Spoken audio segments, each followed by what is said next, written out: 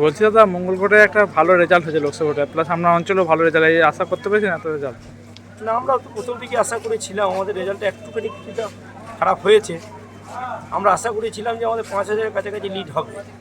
আমি এমএলএ সাহেবকেও বলেছিলাম, এমএলএ সাহেবও বলেছিল তোদের অঞ্চলটা ভালো লিড হবে। তা আমরা 4,173 ভোটে লিড হয়েছি অঞ্চল। বিরোধীদের মিথ্যা অপপ্রচারও পরও এত ফালতু কথা, বিরোধীদের মিথ্যা অপপ্রচার ছাড়া তো আর কোনো কথা নাই। বিরোধীদের গঠনমূলক কোনো প্রচার আছে? সিপিএম গোটা এলাকায় রাজ্য জুড়ে অত্যাচার করলো 34 বছর ধরে। এই মঙ্গলকোটে আমাদের এই অঞ্চলটাতেই ভালো গ্রাম অঞ্চলে বাড়ি পোড়ানো, আগুন লাগানো, ঘর ছাড়ানো, তাড়ানো, গ্রাম সব কিছু করলো। দিয়ে তারা এখন বলছে আমাদের দোষ দিচ্ছে যে তৃণমূল অত্যাচার করছে। তৃণমূল কোনো জায়গায় অত্যাচার করেছে নাকি তার প্রমাণ কিন্তু কেউ দিতে পারছে না। আমরা এখনও পর্যন্ত এখানে আমরা জিতেছি, ভোটে এত ভোটে জিতেছি, কোনো জায়গায় যে নির্বাচনী একটা হিংসা সেটা কোনো জায়গায় কেউ প্রচার করতে পারবে না।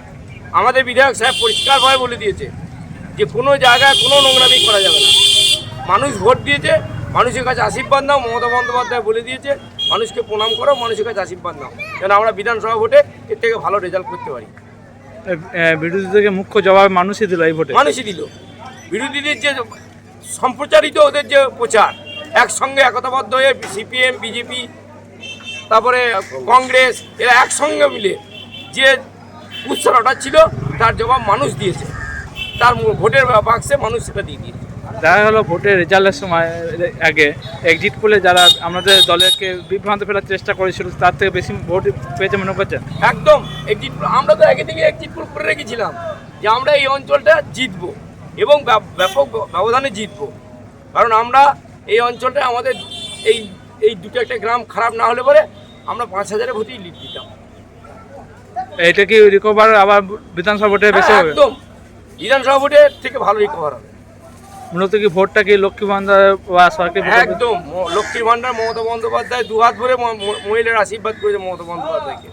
মমতা বন্দ্যোপাধ্যায় যে লক্ষ্মীর ভান্ডার দিয়েছে মানুষকে, তার জন্য দুহাত ভরে আশীর্বাদ করেছে মমতা বন্দ্যোপাধ্যায়কে। এই যে এত রেজাল্ট বা বিভিন্ন জায়গায় বা বিরোধীদের একটা দেখা গেল বিভিন্ন প্রার্থীরা একটা দলের নেতারা যারা যা মন্তব্য করছেন বা আপনাদের দলনেত্রীর বিরুদ্ধে বা দলনেতার বিরুদ্ধে যেভাবে মন্তব্য করেছে তারই মানুষ এই ভোটেই জবাব দিলে, এত সংখ্যক মানুষ ভোটেই জবাব দিলে মনে করছেন? একদম তাই।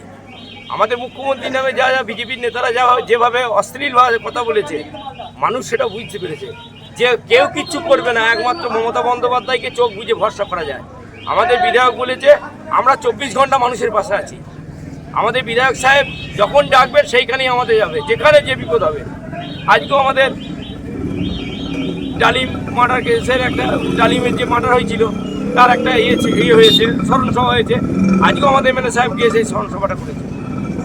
বলছি বাংলার প্রতি যে বঞ্চনা বিরুদ্ধে করছিল তারই জবাব বা মানুষ আপনাদের দলনেত্রী যে সরকারকে মেটানোর চেষ্টা করছে, তা এই ভোটের পরে আপনারাও সেই চেষ্টা মানুষের পাশে থাকবেন? একদম মানুষের পাশে থাকবো এবং আমাদের মমতা বন্দ্যোপাধ্যায় যে কথা দিয়েছে সেই কথা অক্ষরে অক্ষরে পালন করবে।